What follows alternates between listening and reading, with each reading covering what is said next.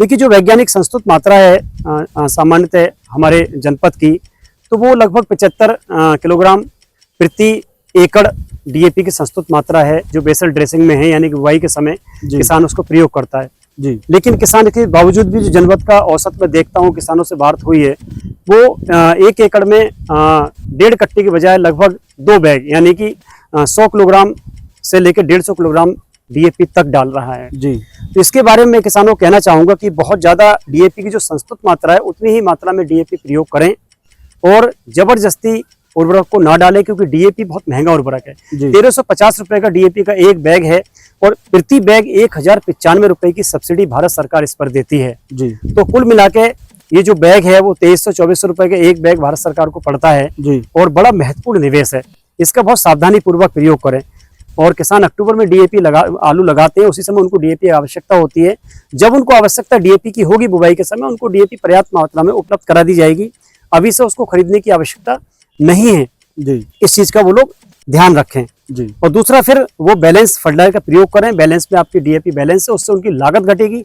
आलू में बहुत लागत आ रही है, कभी कभी आलू ज्यादा पैदा हो जाता है तो उसके रेट भी गिर जाते हैं और किसानों को नुकसान भी उठाना पड़ता है। इसका एक कारण ये है कि उनकी लागत बहुत ज्यादा बढ़ जाती है। अगर लागत उनकी कम रहेगी तो किसान को नुकसान नहीं होगा। और लागत कम करने के लिए उनको जो उर्वरक प्रयोग है उनका संतुलित मात्रा में, उस पर सबसे ज्यादा ध्यान देना पड़ेगा। वर्तमान में जो रबी के सीजन में अगले महीने से आलू की फसल बोई जाएगी। खासतौर से आलू का समय 15 अक्टूबर से 30 अक्टूबर तक सही समय रहता है, उसी समय किसान आलू की बुवाई करते हैं। और आलू में जो एक बड़ा महत्वपूर्ण निवेश है वो डीएपी है जी। डीएपी चूंकि बेसल ड्रेसिंग में यानी कि बुवाई के समय किसान उसका उपयोग करते हैं, और पिछले कुछ सालों से ये धारणा बनी है कि किसान ज़्यादा से ज़्यादा, या तो देखा देखी एक किसान ने अगर 50 किलो डाल दिया, दूसरा 60 किलो डालता है। ये धारणा बन गई ज़्यादा से ज़्यादा हम डीएपी प्रयोग करेंगे तो उसमें ज़्यादा से ज़्यादा आलू की उपज होगी जी। ये ऐसी धारणा, इसकी वजह से किसान बहुत ही इम्बैलेंस डीएपी का प्रयोग कर रहा है।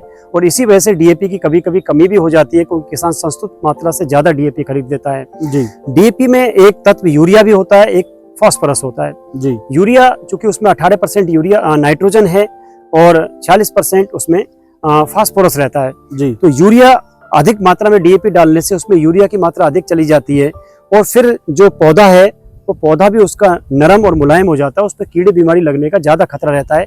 पिछले कुछ समय से आप देख रहे होंगे आलू में बीमारियां भी ज्यादा लग रही हैं और कीड़े भी ज्यादा लग रहे हैं। इसका एक कारण ये भी है कि हम ज्यादा से ज्यादा उसमें यूरिया और डीएपी का प्रयोग कर रहे हैं।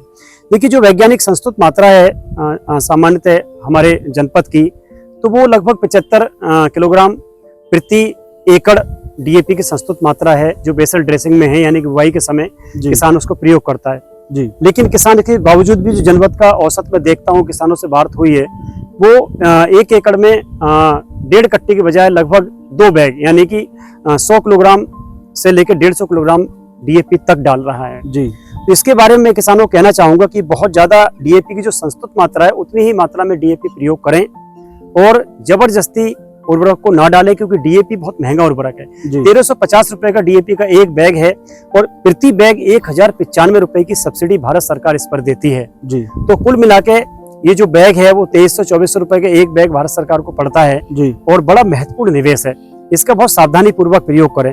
दूसरी एक बहुत महत्वपूर्ण बात यह है कि फास्फेटिक जो फर्टिलाइजर है वो फर्टिलाइजर की जो इफिशियंसी है वो कम होती है, क्योंकि बीज के पास अगर फर्टिलाइजर चला गया तो वो बीज को मिल जाता है, अगर बीज से दूर चला गया तो बीज को नहीं मिल पाता, क्योंकि इमोबाइल होता है, मोबाइल नहीं होता। नाइट्रोजन मोबाइल होता है और दूर पड़ा रहता है, फिर भी वो पानी के साथ बहकर जड़ को मिल जाता है। लेकिन डीएपी के साथ, फास्फोरस के साथ ऐसा नहीं है। तो इसलिए फास्फोरस की जो इफिशियंसी है वो 20 से 30% ही रहती है, बाकी फास्फोरस जमीन में फिक्स हो जाता है। तो ये बहुत जरूरी है कि किसान इतना महंगा डीएपी का बैग है, जो संस्तुत मात्रा है उसी मात्रा को प्रयोग करें।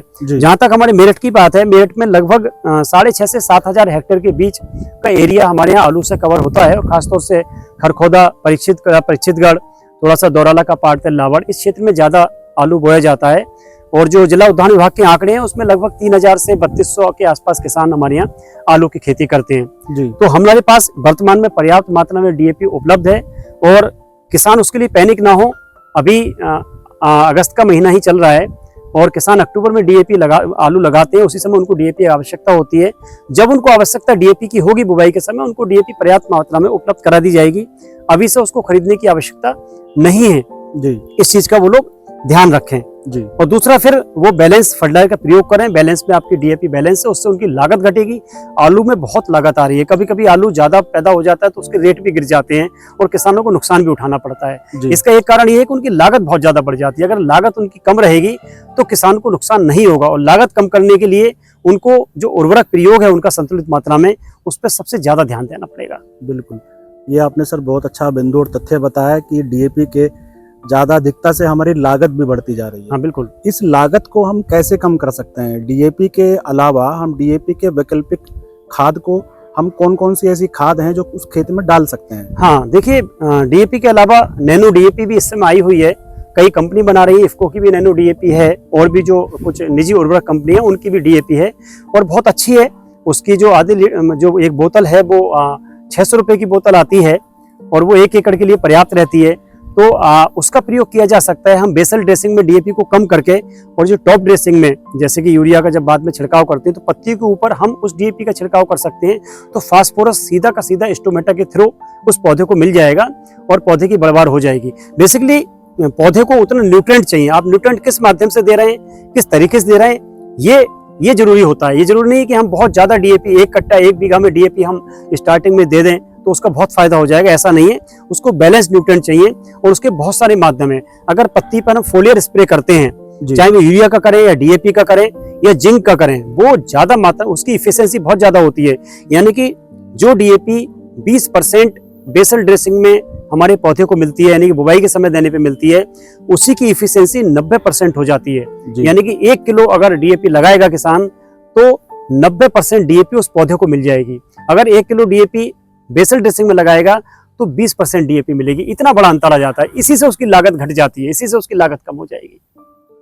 सर, ये आपने बहुत शानदार और बहुत तथ्यात्मक जानकारी हमारे किसानों को दी है और ये जानकारी केवल मेरठ ही नहीं, हमारे उत्तर प्रदेश के सभी जिलों के लिए, सभी किसानों के लिए बड़ी अच्छी जानकारी है कि आप डीएपी के अलावा उसके वैकल्पिक आप पोषक उसको क्या क्या दे सकते हैं या क्या क्या आपके लिए उपलब्ध हो सकता है। इस बहुत अच्छी जानकारी, बहुत महत्वपूर्ण जानकारी के लिए आपका बहुत बहुत धन्यवाद। धन्यवाद विनय जी।